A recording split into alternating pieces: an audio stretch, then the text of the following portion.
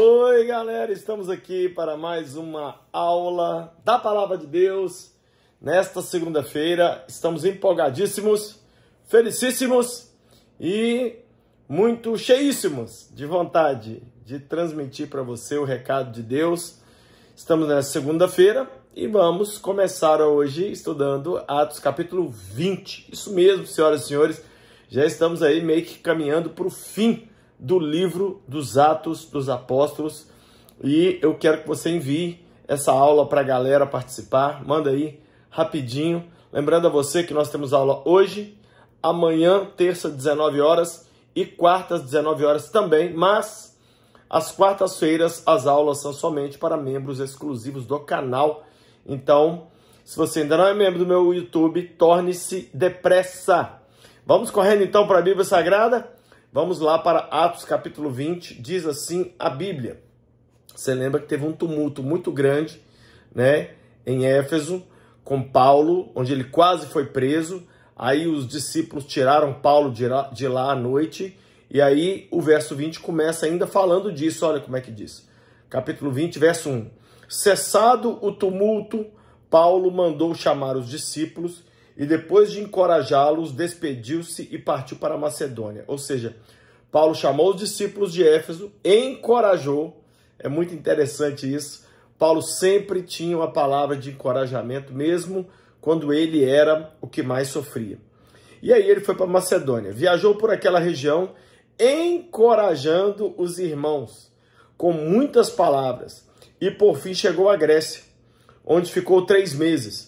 Quando estava a ponto de embarcar para a Síria, os judeus fizeram uma conspiração contra ele e por isso decidiu voltar pela Macedônia, sendo acompanhado por Sópatro, filho de Pirro, de Bereia, Aristarco e Secundo, de Tessalônica, Gaio, de Derbe, Timóteo, e além de Tíquico e Trófimo, da província da Ásia. Esses homens foram adiante e nos esperaram em Troade. Navegamos de Filipos após a festa dos pães sem fermento, e 5 dias depois nos reunimos com os outros em Troade, onde ficamos 7 dias. Ou seja, só para vocês lembrarem, gente, como que era a vida de Paulo. Era assim, ó.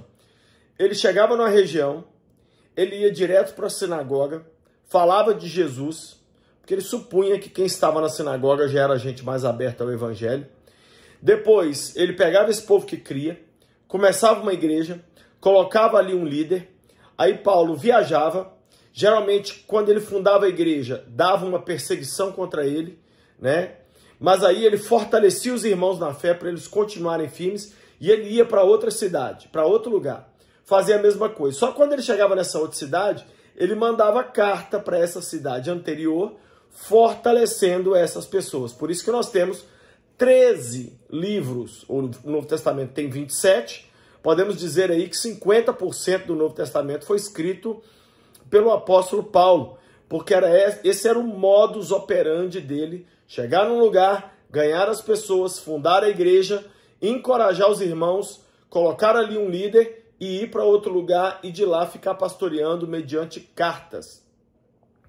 Verso 7, no primeiro dia da semana reunimos-nos para partir o pão. E Paulo falou ao povo. Pretendendo partir no dia seguinte, continuou falando até a meia-noite. Ou seja, nós temos aqui Paulo, né, em Troade, e ele está falando num culto. Era domingo e era uma igreja bonita, tinha várias luzes, eles estavam ali no segundo andar do prédio, e ele esticou o sermão até meia-noite. Olha como que as pessoas eram mais crentes do que nós hoje. Já imaginou o culto na sua igreja até meia-noite? Havia muitas candeias no piso superior onde estavam reunidos. Um jovem chamado Eutico, que estava sentado numa janela, adormeceu profundamente durante o longo discurso de Paulo. Vencido pelo sono, caiu do 3º andar. Quando o levantaram, estava morto. O que a gente percebe aqui, gente? Que nem mesmo o maior cristão de todos os tempos, que é o apóstolo Paulo, conseguia manter as pessoas acordadas nos seus sermões. Na verdade, em 1 Coríntios, Paulo se defende da acusação de ser um mau pregador. Né? Um mau pregador. Ele dizia: eu posso ser uma pessoa que não prega bem, mas vocês sabem que eu tenho conhecimento. Paulo dizia isso. E as cartas de Paulo provam que ele tinha muita profundidade e muito conhecimento em Deus, não é? Mas aqui eu gosto de usar esse texto para mostrar que nem sempre a pregação é o que vai manter os jovens acordados. Mesmo ouvindo o maior cristão numa igreja fantástica, o jovem sentado na janela caiu, dormiu e morreu. Verso 10. Paulo desceu, inclinou-se sobre o rapaz e o abraçou, dizendo: não fiquem alarmados, ele está vivo. Olha bem, Paulo não beijou, Paulo não orou, Paulo não cantou, Paulo não expulsou o espírito de morte, Paulo abraçou. Tem sempre algo em nós que vai ressuscitar essa geração. Abraçou. Então subiram novamente, partiu o pão e comeu. Depois continuou a falar até o amanhecer e foi embora. Levaram vivo o jovem, o que muito os consolou. O culto foi até de manhã e Eutico foi ressuscitado por Paulo. Ele não desmaiou, ele não perdeu a consciência não. O texto é claro que diz que ele morreu. Então há algo em nós que Deus plantou para ressuscitar os jovens dessa geração. Descubra o que é. É o seu abraço, é o seu canal do YouTube, é a sua pregação, é o seu trabalho com crianças, alguma coisa Deus te deu para tocar os jovens de hoje. Verso 13, nós vamos ver agora o restante do capítulo com Paulo se despedindo dos líderes da igreja de Éfeso. Quanto a nós, toda vez que você vê nós no livro de Atos, é Lucas se colocando na cena junto com Paulo. Você sabe que Lucas é o único escritor não judeu da Bíblia e ele era um dos auxiliares de Paulo e ele era médico, exatamente o que Paulo precisava. Quanto a nós, fomos até o navio e embarcamos para Assos, onde iríamos receber Paulo a bordo. Assim ele tinha determinado, tendo preferido ir a pé. Quando nos encontrou em Assos, nós o recebemos a bordo e prosseguimos até Mitilene. No dia seguinte navegamos dali e chegamos defronte de Quio. No outro dia atravessamos para Samos e um dia depois chegamos a Mileto. Paulo tinha decidido não aportar em Éfeso, para não se demorar na província da Ásia, pois estava com pressa de chegar a Jerusalém, se possível antes do dia de Pentecoste. Sabe o que é interessante? Se você pegar a geografia bíblica, todos esses lugares existiram, todos eles têm comprovados arqueologicamente, e todos eles levavam exatamente essa quantidade de tempo que o texto fala que Paulo levava para chegar de um lugar para o outro. Então Paulo não queria passar em Éfeso, porque ele estava com pressa de chegar em Jerusalém, de preferência antes do dia de Pentecoste. Verso 17. De Mileto, Paulo mandou chamar os presbíteros da igreja de Éfeso. Quando chegaram, ele lhes disse: vocês sabem como vivi todo o tempo em que estive com vocês, desde o primeiro dia em que cheguei à província da Ásia. Isso aqui é Paulo agora falando para os presbíteros da igreja de Éfeso, né? Para os líderes da igreja de Éfeso. Paulo está dizendo: vocês sabem como que eu vivi desde que eu cheguei aqui nesta igreja. Verso 19. Servi ao Senhor com toda humildade e com lágrimas, sendo severamente provado pelas conspirações dos judeus. É aquilo que eu falei. Paulo sempre que chegava numa igreja, numa cidade, fundava uma igreja, vinham as perseguições e as conspirações contra Paulo. Verso 20. Vocês sabem que não deixei de pregar a vocês nada que fosse proveitoso, mas ensinei tudo publicamente e de casa em casa. Em outras palavras, eu fiz culto para todo mundo, mas eu também preguei nos pequenos grupos, nas casas. Verso 21. Testifiquei tanto a judeus quanto a gregos que eles precisam converter-se a Deus com arrependimento e fé em nosso Senhor Jesus. Em outras palavras, Paulo está dizendo: eu coloquei judeus e gentios no mesmo nível. Eu mostrei para os judeus e para os não-judeus que todos eles precisam se arrepender e crer no Senhor Jesus. Agora, compelido pelo Espírito Santo, estou indo para Jerusalém, sem saber o que me acontecerá ali. Só sei que em todas as cidades, escuta isso, gente, olha o que Paulo está dizendo. A única coisa que eu sei é que em todas as cidades que eu vou, o Espírito Santo me avisa que prisões e sofrimentos me esperam. Olha isso, gente. Já imaginou você fazer a obra de Deus sabendo que tem prisões e sofrimento te aguardando para todo canto, todo lugar? Era isso que Paulo vivia. E mesmo assim ele ia. Verso 24, um dos versos mais lindos da Bíblia, um dos versos que mais me faz chorar, um dos versos mais chocantes, é daqueles versos para você imprimir e pôr na porta do seu guarda-roupa. Olha o verso 10, o verso 24, Atos 20, 24. Todavia não me importo, nem considero a minha vida de valor algum para mim mesmo, se tão somente puder terminar a corrida e completar o ministério que o Senhor Jesus me confiou, de testemunhar do evangelho da graça de Deus. Em outras palavras, eu não estou nem aí para sofrimento, não estou nem aí para perseguição, eu só quero uma coisa, concluir o chamado, a obra que Jesus tem para a minha vida. Que esse seja o verso da nossa vida, que essa seja a nossa declaração de propósito, como fez Paulo. Agora olha o verso 25. Agora sei que nenhum de vocês, entre os quais passei pregando o reino, verá novamente a minha face. Em outras palavras, nunca mais eu vou encontrar vocês. Portanto, eu declaro que hoje estou inocente do sangue de todos, pois não deixei de proclamar a vocês toda a vontade de Deus. Cuidem de vocês mesmos e de todo o rebanho, sobre o qual o Espírito Santo os designou como bispos para pastorearem a igreja de Deus, que ele comprou com seu próprio sangue. Paulo está dizendo, cuide de vocês, mas cuida também da igreja, que ele comprou com seu próprio sangue. Sei que depois da minha partida, lobos ferozes penetrarão no meio de vocês e não pouparão o rebanho. O que é lobos ferozes, gente? Homens que vão trazer heresias, mentiras, né? E dentre vocês mesmos se levantarão homens que torcerão a verdade a fim de atrair os discípulos. Por isso, vigiem.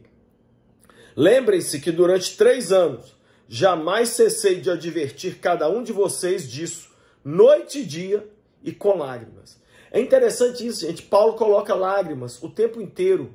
O ministério de Paulo foi regado a lágrimas, a lágrimas. Ei, gente, chorar não é do demônio, não.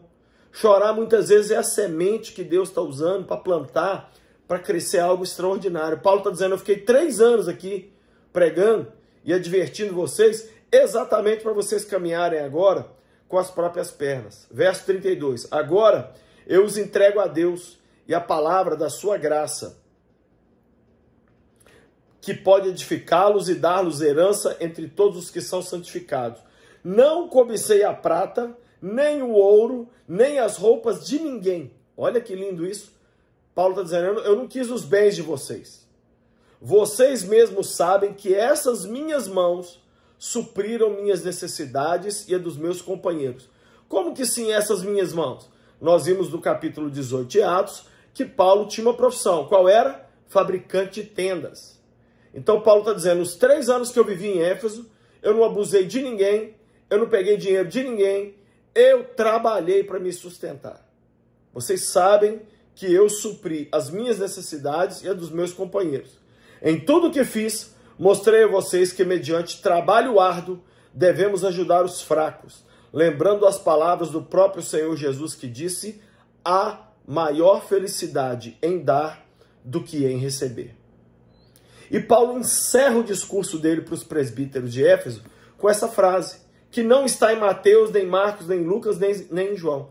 Há maior felicidade em dar do que receber, frases do próprio Senhor Jesus.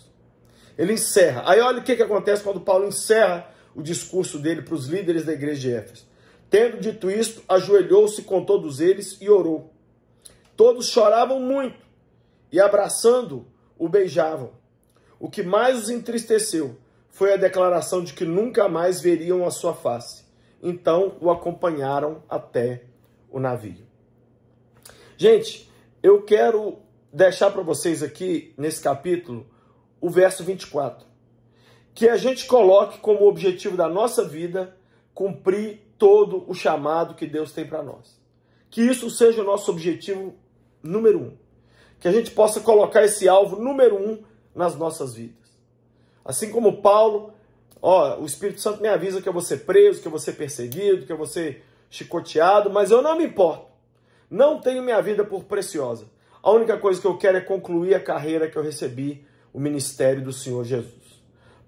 Pai, eu abençoo cada vida que, como Paulo, a partir de hoje, vai viver só para cumprir o teu chamado. Deus, ajuda-nos a entender que quando realizamos os teus sonhos, o Senhor facilmente vem e realiza os nossos sonhos. Ajuda, Senhor, cada um de nós a ter esse propósito de buscar o Senhor, de viver para o Senhor, de cumprir o chamado do Senhor e mais nada. Eu abençoo essas vidas preciosas que têm assistido às aulas, que têm caminhado e que têm colocado o coração em aprender mais de Ti, no nome de Jesus. Amém. Pessoal, eu fico muito emocionado quando eu estudo um capítulo como esse, porque são textos que são o tema da minha vida. Quero que você comente aqui embaixo o que você achou da aula de hoje, né? E quero também que você passe na loja do Lucinho. Olha aqui, tem esse livro A Raiz de Rejeição, da Joyce Meyer. Um livro esplêndido, maravilhoso. Mais que um carpinteiro. Esse livro todo mundo tem que ler. Vendeu milhões de cópias. Esse livro aqui, gente, saiu em filme já. O Refúgio Secreto. A história de uma holandesa que salvou a vida de milhares de judeus durante o nazismo. Louquinhos por Jesus. São 31 histórias de crianças que marcaram o mundo com a sua fé. Tem esse livro, O Deus Pródigo, do Timothy Keller. Livro fantástico, fantástico sobre a parábola do filho pródigo. Manual de Loucuras por Jesus. São 365 ideias para fazer loucuras por Jesus o ano todo. Loucos por Juventude. São 100 dicas práticas para você trabalhar com adolescentes e jovens. E por último tem Provas da Sua Conversão. É um livro onde você vai tirar a dúvida se realmente você é salvo ou não. Todos esses livros estão na loja do Lucinho.com.br. Lá também tem muitas bíblias lindas para você. Tem muitas camisetas, muitos vestidos, pulseirinhas. E nas compras acima de R$170, o frete é grátis para qualquer lugar do Brasil na loja do Lucinho. Quero também que você venha para Israel com a gente. Nós temos 3 caravanas, uma em setembro de 2023, para um cruzeiro marítimo pelas ilhas gregas mais lindas do mundo e Israel. Outra caravana em março de 2024, onde iremos para Dubai e Israel. E outra caravana em outubro de 2024, onde iremos só para Israel. Acesse hoje o site viagemcomlucinho.com.br. Venha conosco porque vai ser demais. Lembrando a vocês que amanhã, terça-feira, temos aula 19 horas e quarta-feira temos aula também 19 horas. Mas às quartas-feiras as aulas são somente para membros exclusivos do meu YouTube. Então torne-se membro agora. Deus abençoe vocês e até amanhã. Sejam loucos por Jesus.